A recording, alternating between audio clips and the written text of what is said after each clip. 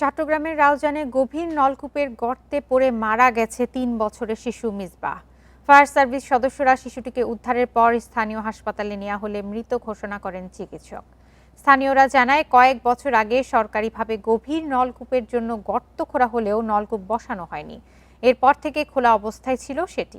শিশু মিসবাহকে হারিয়ে কোনোভাবেই আহাজারি থামছে না তার মায়ের।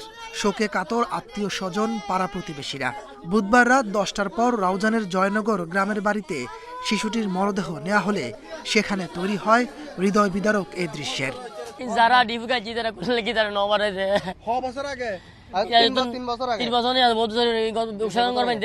ও আমার বাসটা কিন্তু 1.5 ঘন্টা 2 ঘন্টা ধরা ছিল, 2-3 বার হাত ছাড় দিছে, আবার বললে আবার ধরে।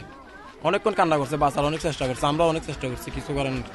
এলাকাবাসী জানান, বিকেল 4টার দিকে বাড়ির পাশে খেলতে গিয়ে গভীর নলকূপের গর্তে পড়ে যায় স্থানীয় বাসিন্দা সাইফুল ইসলামের 3 বছরের ছেলে মিসবাহ। 4 বছর আগে সরকারিভাবে গভীর নলকূপের জন্য গর্ত খোঁড়া হয়, তবে নলকূপ বসানো হয়নি। এরপর থেকে খোলা অবস্থায় ছিল গর্তটি। সেখানেই 12 ফুট নিচে পড়ে যায় শিশুটি। যেটাতে পানি উঠে নাই ওইটা প্রায় 60 ফিট ছিল, ডাউন ছিল। তো ওই জিনিসটা ওদের যখন পানি উঠে না ওই জিনিসটা ভরাট করে দেওয়া যদি দিত, আজকে একটা মায়ের সন্তানের বুক খালি হতো না। এটা নাকি 2-3 বছরের উপর হয়েছে ওই জায়গাটা ইস্তেমাল করছে। ওইখানে কোনোভাবে ওরা যদি ওইভাবে ইস্তেমালটা যদি একটু গেরোয়া দিয়ে রাখতো, কিন্তু এই ঘটনাটা না হয়তো। ফায়ার সার্ভিসের কর্মীরা জানান, শিশু মিসবাহকে অচেতন অবস্থায় উদ্ধার করেন তারা। দ্রুতই নেওয়া হয় উপজেলা স্বাস্থ্য কমপ্লেক্সে। সেখানে পরীক্ষা নিরীক্ষার পর মৃত ঘোষণা করেন চিকিৎসক। কদলপুর ইউনিয়ন, এটা হলো যে একটা পাহাড়ি এলাকায়, এখানে গাড়ি নিয়ে সরাসরি ওখানে যাওয়া সম্ভব হয়নি।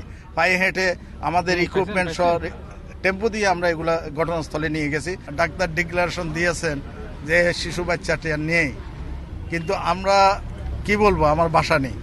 এর আগে গেল ডিসেম্বরে রাজশাহীর তানোরে পরিত্যক্ত নলকূপের গভীর গর্তে পড়ে মারা যায় শিশু সাজিদ। Independent news.